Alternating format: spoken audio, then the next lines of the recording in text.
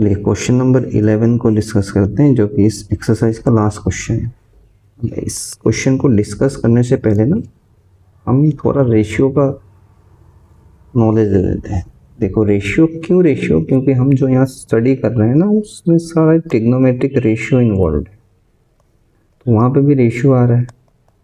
अब रेशियो मतलब क्या? Ratio means some number divided by some number. तो ऊपर वाला जो नंबर होता है उसको न्यूमरेटर बोलते हो, और जो नीचे में नंबर लिखा होता है उसको आप डिनोमिनेटर बोल सकते हो। ठीक है, अब देखो जब न्यूमरेटर और डिनोमिनेटर लिखा हुआ है ना, इनके साथ तीन पॉसिबिलिटीज हो सकती हैं। क्या क्या हो सकता है? हो सकता है न्यूमरेटर डिनोमिनेटर से छोटा हो, जैसे कि 3/4, 4/5। इस फॉर्मेट का जितना नंबर मिलेगा आपको, उसमें देखो न्यूमरेटर डिनोमिनेटर से छोटा है। दूसरी पॉसिबिलिटी ये हो सकती है कि वो नंबर में जो न्यूमरेटर और डिनोमिनेटर हो ना, दोनों सेम हो, लाइक 3/3, 4/4, 5/5, 10/10। ठीक है। थर्ड पॉसिबिलिटी हो सकती है numerator is greater than denominator, जैसे कि 4/3, 15/8, 9/7। तो इस केस में denominator is always less then numerator, तो फिर बोल सकते हैं numerator is greater than denominator. अब जब ऐसा होगा तो रेशियो की वैल्यू पे क्या फर्क पड़ेगा? जैसे ये 3/4 ही ले लो, 3/4, इसकी जब भी आप वैल्यू कैलकुलेट करोगे ना, तो ये हमेशा 1 से छोटी आएगी, ये 0 पॉइंट समथिंग समथिंग आएगी। चाहे तो कैलकुलेट करके देख सकते हो। ठीक है। न्यूमरेटर अगर डिनोमिनेटर सेम है, तो इसमें तो पता है जब दोनों सेम है तो same number divided by same number 1 आएगा, इसकी वैल्यू 1 आएगी। इन केस न्यूमरेटर डिनोमिनेटर से बड़ा हुआ, जैसे कि 4/3 या 15/8, तो इस केस में जो वैल्यू आएगी ना, वो हमेशा 1 से बड़ी आएगी। आप डिवाइड करके चेक कर सकते हो, 1 से बड़ी आएगी। 1 से कितनी भी बड़ी हो सकती है 2 हो, 8 हो, 10 हो, लेकिन इन जनरल हम बोलते हैं कि ये 1 से बड़ी आएगी। ठीक है। अब ये जो चीज़ हमने अभी यहाँ पे डिस्कस किया ना, इसका हम करने वाले हैं यूज इन क्वेश्चन नंबर 11। तो क्वेश्चन नंबर 11 को डिस्कस करते हैं। Question says state whether the following are true और फॉल्स, जस्टिफाई योर आंसर। मतलब ट्रू फॉल्स कुछ स्टेटमेंट है, हमें ट्रू फॉल्स बताना है। First is the value of 10 of a is always less than 1। अब 10 ऑफ a मतलब 10 किसका रेशियो देता है? 10 is the ratio of p/b। किस में देता है? तो एक ट्राइंगल में देता है। तो चलो इसको मैं ट्राइंगल से चेक करते हैं। तो मैं एक ट्राइंगल बना देता हूँ, राइट एंगल ट्राइंगल। ठीक है, वो भी सिंपलेस्ट वाला जो 3, 4, 5 पाइथागोरियन ट्रिपलेट होता है ना, मैंने बना लिया। चलो एक ट्राइंगल 3, 4 एंड 5। अब इसमें हमें निकालना है 10 ऑफ a। तो 10 ऑफ a अगर निकालना है तो इसको नेमिंग दे देते हैं। वी नो दैट a को हम एक्यूट एंगल रखेंगे, तो a यहाँ लिख दिया, ये b है, ये c है। लेकिन इसमें दिक्कत क्या है? एक स्टूडेंट बोलता है कि नहीं नहीं, मैं a को यहाँ नहीं रखूँगा, मैं तो इसको c बोलूँगा। कोई दिक्कत नहीं है, उसके लिए triangle is same, 3, 4 and 5। c यहाँ रख देते हैं, b यहाँ, a को यहाँ रख देते हैं। अब करते हैं इसको सॉल्व। तो 10 ऑफ a, यानी कि हमको a के रेस्पेक्ट में 10 की वैल्यू पता करनी है। सो 10 ऑफ a क्या मिलेगा? अगर इस ट्राइंगल में देखो तो 10 of a is p/b. What is the perpendicular? 4. What is the base? This 4/3 मिला। 10 of a इसमें क्या मिलेगा? क्योंकि जैसे ही मैंने a को यहाँ से यहाँ शिफ्ट किया ना, अब दो चीज़ें बदल गई। क्या क्या बदल गई?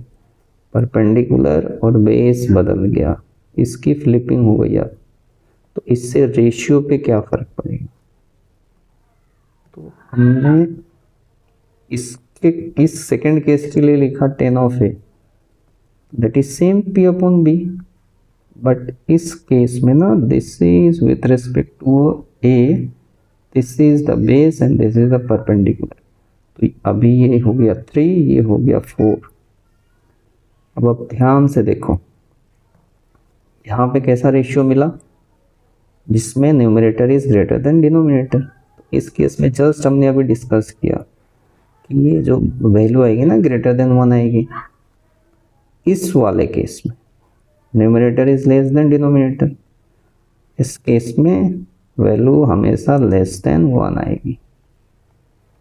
तो 10 ऑफ ए ना ये डिपेंड करता है कि रेशियो की जब बात चल रही है तो वो जो ए है ना वो ये यहाँ लिखा हुआ है कि वो ये यहाँ लिखा हुआ है। अगर ए की पोजीशन चेंज हुई, ठीक है, तो फिर परपेंडिकुलर और बेस आपस में फ्लिप करेंगे, और फ्लिप करेंगे उस हिसाब से रेशियो अलग अलग मिलेगा, तो वैल्यू भी अलग अलग मिलेगी। कभी वंस अगर परपेंडिकुलर बड़ा हुआ बेस से तो हमें ये वाला फॉर्म मिलेगा, अगर परपेंडिकुलर छोटा हुआ बेस से तो हमें ये वाला फॉर्म मिलेगा जिसकी वैल्यू 1 से छोटी आएगी। ये भी हो सकता है कि परपेंडिकुलर और बेस सेम आ जाए, उस केस में रेशियो की वैल्यू 1 आएगी। यानी कि किसी भी ट्राइंगल का जो 10 रेशियो होगा ना वो 1 से बड़ा हो सकता है या फिर 1 से छोटा हो सकता है या 1 के इक्वल भी हो सकता है। 1 के इक्वल कब होगा, जब एक आप राइट आइसोसेलेस ट्राइंगल ले लोगे इस टाइप का, जैसे ये 1 ले लिया, ये 1 ले लिया, तो ये √2 आ जाता है। एकदम फर्स्ट वीडियो में हमने ये डिस्कस किया था। इसमें P अपॉन B का रेशियो क्या मिलेगा, 1/1, दैट इज 1। ठीक है, यानी कि ये जो पहला स्टेटमेंट है ना ये बिल्कुल गलत है। वाई, बिकॉज यहाँ बोला है ना जस्टिफाई योर आंसर, तो because 10 ratio this statement says that always less than 1, so it is false. It can be greater than 1 also, it can be less than 1 also, or it can be equal to 1 also, depending on the value of perpendicular and base. So इसका answer हो गया। Question number 2 देखते हैं। sec of a is 12/5, क्या ये possibility हो सकती है। तो sec जो है ना, sec सपोज सेक थीटा जिसको हम बोलते हैं, तो सेक किसका रेशियो बताता है, तो आप बोलेंगे सर ये हाइपोटेनस अपॉन बेस का h अपॉन बी, उसका उल्टा होता है सेक। ठीक है, तो h अपॉन बी। अब किसी भी एक राइट एंगल ट्राइंगल में ना hypotenuse is the longest side, तो ऊपर एक बड़ा नंबर तो पॉसिबल हो सकता है और नीचे एक छोटा नंबर, मतलब इन कंपैरिजन टू दिस ना h b हमेशा छोटा होगा, या फिर आप ऐसे बोल सकते हो कि h हमेशा बड़ा होगा b से। तो जब रेशियो लिखा जाएगा इसका तो ऊपर हमेशा एक बड़ा नंबर मिलेगा और नीचे एक छोटा नंबर मिलेगा, जो कि यहाँ से देख भी रहा है कि हाँ ये कोई एक ट्राइंगल के लिए पॉसिबल हो सकता है। कि अगर 12 उसका हाइपोटेनस हो, 5 उसका बेस हो सकता है। ठीक है, सो दिस इज ट्रू, इसको ट्रू बोल दोगे, दिस इज ट्रू। ये वाला question number 3, cos A is the abbreviation used for cosecant, तो cos तो कोसाइन के लिए यूज होता है, तो ये तो गलत हो गया, इट इज फॉल्स। cosecant का होता है cos abbreviated from cosec। Okay, so this is false, this statement is false. Number 4, quote A is the product of quote and A, ये हमने एक क्वेश्चन में डिस्कस भी किया हुआ है कि ये प्रोडक्ट नहीं है, कोट ए लिखा हुआ है तो इसका मतलब ये नहीं है कि ये कोट इनटू ये है, ये गलत बात है। इसका मतलब है कि with respect to angle A we are finding cot, cot का मतलब बी अपॉन पी का ratio with respect to A. ठीक है, तो ये भी हो गया गलत। So this is also false. Number 4, sin theta is 4/3. अब sin theta जो है ना, ये किसका रेशियो देता है? तो ये देता है P/H का। P/H में देखो P is less than H, maximum ना, मैक्सिमम स्पेशल केस में PH के इक्वल हो सकता है, वरना P is always less then H।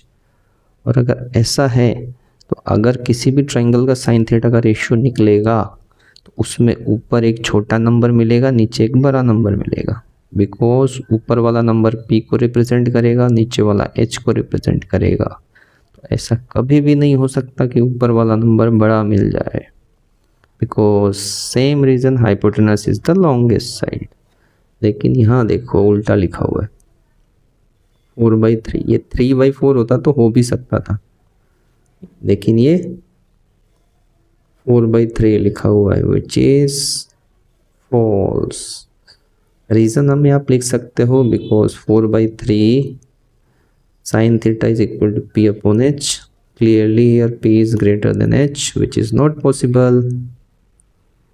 Okay, so this completes exercise 8.1.